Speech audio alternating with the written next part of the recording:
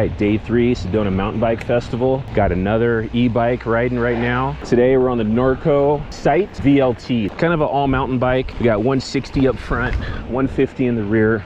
This is the, I believe it's the entry model. RockShox up front, the Yari. We got another RockShox in the rear. We got 203 rotors front and back. We've got the kind of no name brand Shimano brakes, similar to the XT, just not without all the bells and whistles. Got a Shimano EP8. We are running a 900 watt hour battery.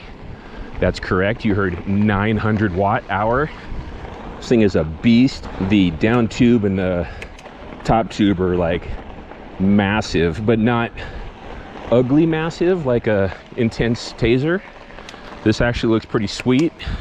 The one thing I did forget to mention is we got 29ers front and rear, which feels so much better than a stupid mullet bike. Feels much more natural than the mullet with the real high stack point. The shocks are a little soft. Did the jump a couple times and bottomed out both shocks front and rear. So it probably needs a little bit more air, but we're gonna take it. I'm not gonna get super crazy on it. Drop section here. Woo! Oh yeah, baby.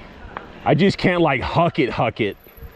Bike feels so much more natural with 29er front and rear. Handlebar doesn't feel like it's up in your chest, and it's definitely easier to pedal up the chunky stuff. Front tire's not lifting at all. Grand Central, Norco range.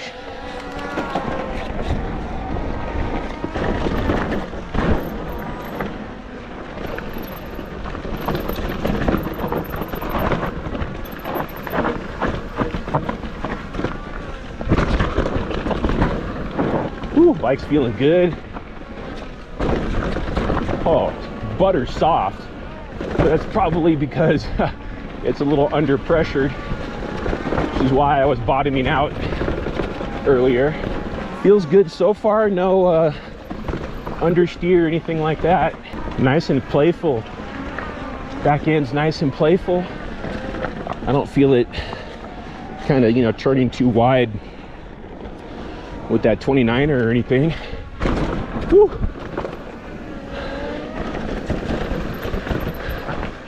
Oh yeah.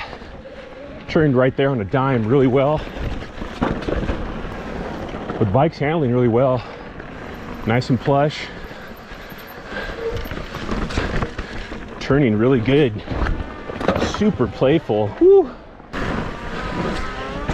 Nice. That felt really good.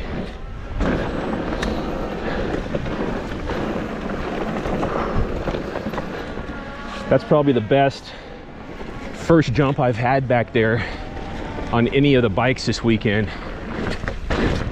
Just hit the line I wanted to and did what it needed to. Had so much fun on this bike, decided to do another full lap.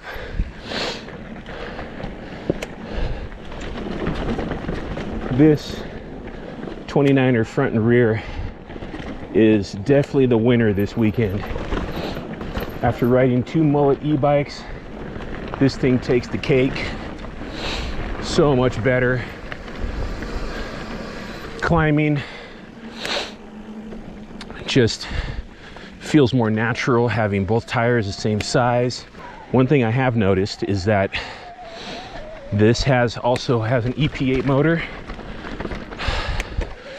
in trail mode, which I've been in pretty much the whole time. The power band is kind of high like my Yamaha motor on my Rain, whereas if you're pedaling real slow and you're in like a, you know, a high-speed gear, it's not going to give you as much assist as if you pedal a little bit faster. So you definitely need to keep the RPMs up to get the full juice out of the motor. I don't know if that's a tuning thing with the EP8 or not, but so the Canyon Spectral did the best as far as RPMs. You could get a lot more assist at a lower RPM than you definitely could on the decoy, and maybe a little bit more on this one.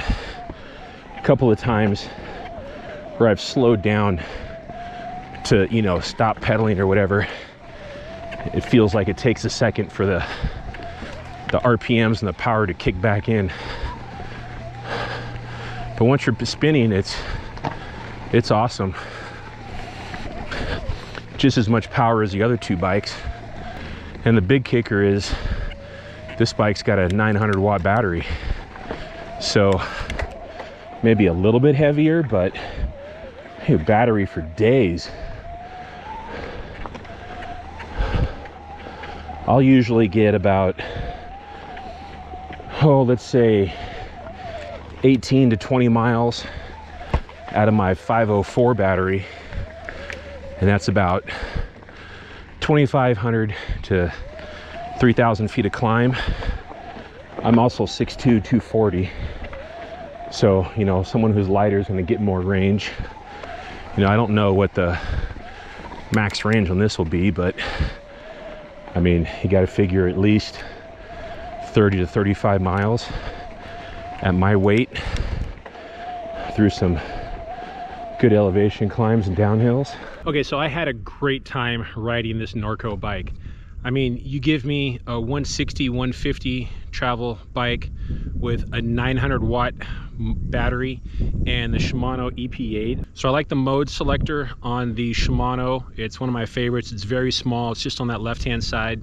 I like the little display that comes with it. You know, you can put a bunch of different information on there. You know, your battery, your speed, all kinds of stuff, what mode you're in, how much power you're using, stuff like that. And it's very small and compact compared to something like the Bosch or even my Garmin that's, you know, sits really big on the handlebar. That 900 watt battery is just amazing. I would definitely recommend, you know, if you want to mash miles like I do, you know, I go out on a day on my e-bike, you know, I'll do 15 to 20 miles. You know, with that 900 watt battery, you could probably do 20 miles in turbo and still have plenty of battery left. So that's definitely an advantage, you know, over most bike manufacturers as well. You know, only being a 160, 150 travel bike, especially on 29ers, I wasn't really sure how it was going to handle some of the chunkier sections on Grand Central, and I loved it. I mean, it felt amazing. I mean, even at that lower, you know, lesser travel, that's kind of like an all mountain kind of travel for as far as suspension goes. The head tube angle is 64 degrees. I mean, most bikes that are like, you know, 160 fork in the front are, you know, 65, 66, maybe even 67 degree head tube angle. And you're going to sit really upright. So that's going to not feel so great when you're going, you know, on those steeper downhill sections, where the 64 degree head tube angle on this bike felt amazing. I mean, just think the range is a 63 degree head tube angle with a 180 fork. So, I mean, both of those would just blow me away.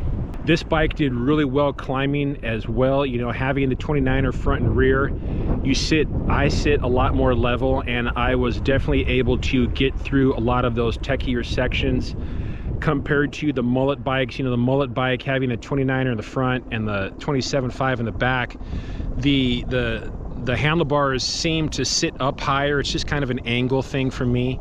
And when I was going up some of those steeper, techier parts, the mullet bikes, you know, the front ends were lifting, whereas, you know, the sight, I was just mashing through section after section and didn't even have to worry about it. You know, because I am a taller person, I'm 6'2", about 220.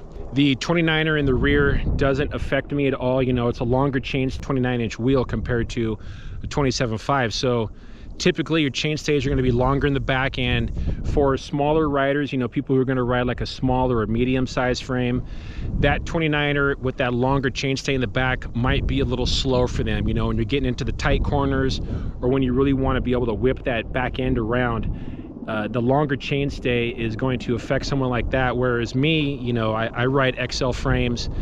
The 29er in the back feels amazing to me. I never once felt like the back end was too slow. It did great in all of the tight cornering. When I was going downhill, it just felt amazing overall. Of the 3 bikes that I rode at this festival, the first bike I rode was the Canyon Spectral On, then I rode the YT Decoy, and then on the third day I rode this Norco bike, the Norco Sight. The Norco sight was definitely my favorite out of the three. I mean, like all the things I talked about, you know, the EP8 motor, the huge battery, 29ers front and rear, and this thing was just super plush. You know, I would have to probably get better suspension. I was bottoming out this suspension a little bit on the sight. Probably, you know, like a Fox 38 and maybe an X2 in the rear would probably support me a little bit better, and overall just be, you know, a better ride. I mean, even better than it already was.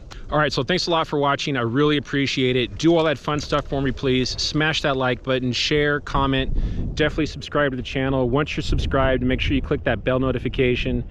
I try to put out one video a week, but you know, with family and work and writing, you know, 3-4 times a week, I don't get one out. So make sure you click that bell notification so you do get notified when those new videos come out. And last but not least, click on one of the boxes in the corners. One will take you to a rides playlist, another to a favorite video, and you can click the logo in that corner, the Urban Outdoorsman SoCal logo, to subscribe. Thanks a lot.